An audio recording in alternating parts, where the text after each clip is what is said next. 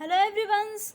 आज का टॉपिक्स है डॉक्ट्राइन ऑफ कंस्ट्रक्टिव नोटिस और ये टॉपिक्स मेमोरेंडम ऑफ एसोसिएशन के चैप्टर से रिलेटेड है और इस कॉन्सेप्ट का नाम है डॉक्ट्राइन ऑफ कंस्ट्रक्टिव नोटिस। अब यहाँ पे देखिए, डॉक्ट्राइन का मतलब होता है थियोरी और प्रिंसिपल और ये दोनों थियोरी और प्रिंसिपल है। इसका नाम है कंस्ट्रक्टिव नोटिस। अब नोटिस का मतलब किसी को इन्फॉर्मेशन देना और कंस्ट्रक्टिव का मतलब कि ये हम प्रिज्यूम कर लें कि हमने आपको इन्फॉर्मेशन दे दी है और आपको उस बारे में नॉलेज है, और लॉ से जब ये प्रिज्यूम कर लिया जाए तो उसे ही कहते हैं डॉक्ट्राइन ऑफ कंस्ट्रक्टिव नोटिस। कहने का मतलब है ये है कि जब भी कोई आउटसाइडर किसी भी कंपनी के साथ डील करता है तो ऐसा एक्सपेक्ट किया जाता है कि उस आउटसाइडर ने कंपनी के दो बहुत इंपॉर्टेंट डॉक्यूमेंट जो कि memorandum of association and article of association, ये दो अच्छे से रीड किए हैं। उसके बाद ही वो आउटसाइडर कंपनी के साथ डील कर रहा है। मतलब ये कि इस डॉक्ट्राइन के चलते हुए एक अजम्पशन बांधी हुई है कि कोई भी आउटसाइडर अगर कंपनी के साथ डील करता है तो ये मान लिया जाता है कि उस आउटसाइडर ने कंपनी के दोनों ही इम्पॉर्टेंट डॉक्यूमेंट को बहुत ही अच्छे तरीके से पढ़ा है। अगर कंपनी के साथ उस आउटसाइडर की डील में कुछ भी ऐसा होता है जो कॉन्ट्ररी जा रहा है एमओए एंड एओए के, तो उस आउटसाइडर को ही रिस्पॉन्सिबल ठहराया जाएगा, ना कि कंपनी को। तो इन शॉर्ट हम बोल सकते हैं कि ये वाली डॉक्ट्राइन कंपनी के फेवर में सोचती है और आउटसाइडर के अगेंस्ट सोचती है। So it's say the principle of constructive notice protect the company from frivolous claim by outsider. मतलब ये कंपनी को प्रोटेक्ट करती है। The third party can not claim to not having been notified of the company's procedure और practice if they are a party to the MOA and the AOA।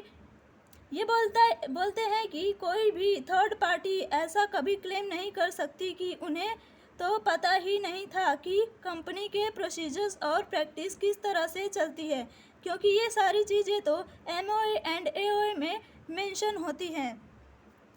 और अगर आप company के साथ डील कर रहे हो तो आपको ये दोनों डॉक्यूमेंट्स तो पढ़ ही लेने चाहिए।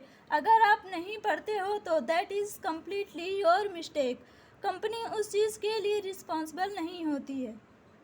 It is a deem to have been understood that a prudent person would have read the MOA and the AOA before agreeing to enter into an agreement with the company।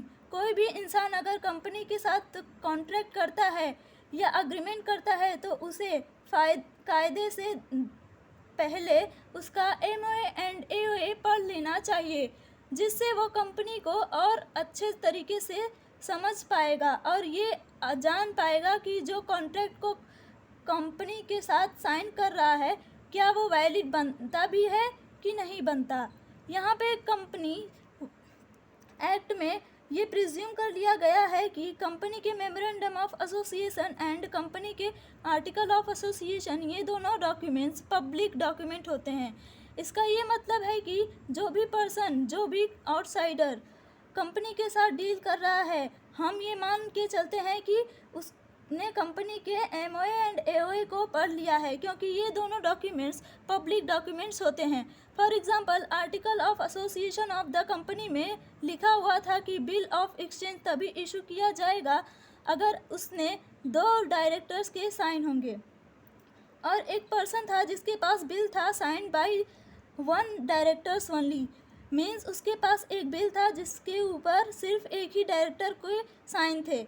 He can not claim by any payment of such bill. बाद में वो उस bill के जो है वो उस bill की पेमेंट कंपनी के से नहीं क्लेम नहीं कर सकता, क्योंकि उसका यह फ़र्ज़ बनता है कि बिल लेने से पहले इस चीज़ को कंफर्म करे कि उसके आर्टिकल ऑफ एसोसिएशन या मेमोरेंडम में उस चीज़ के रिगार्डिंग कोई चीज़ मेंशन तो नहीं है।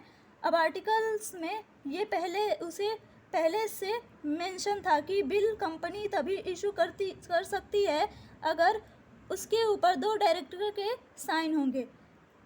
अब उसको बिल मिल गया जिसके ऊपर सिर्फ एक ही डायरेक्टर के साइन थे, तो बाद में वो उस बिल का अमाउंट का पैसा कंपनी से रिकवर नहीं कर सकता, क्योंकि कंपनी ये प्रिज्यूम करती है कि वो पर्सन जब बिल लेने के लिए आया था तो उसने कंपनी कोई memorandum of association and article of association को पढ़ के आया होगा और उसे इस चीज़ की नॉलेज होगी कि बिल तभी इशू किया जाएगा या बिल तभी वैलिड होगा अगर उसके ऊपर 2 डायरेक्टर के साइन होंगे।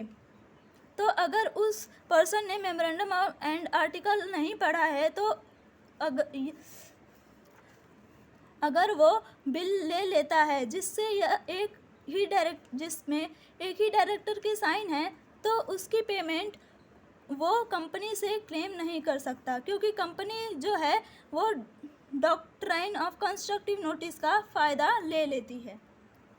इन फ्यूचर जब भी आप किसी कंपनी से कॉन्ट्रैक्ट करें तो पहले से उस कंपनी के मेमोरेंडम एंड आर्टिकल को ज़रूर पढ़ लें, और अगर कंपनी के मेमोरेंडम और आर्टिकल में परमिशन ना हो तो आप कॉन्ट्रैक्ट साइन ना करें, क्योंकि वो आपके अगेंस्ट जा सकता है। सो ये था हमारा आज का topic, doctrine of constructive notice. अगर वीडियो अच्छी लगे तो चैनल को सब्सक्राइब करें। Thank you for watching my video.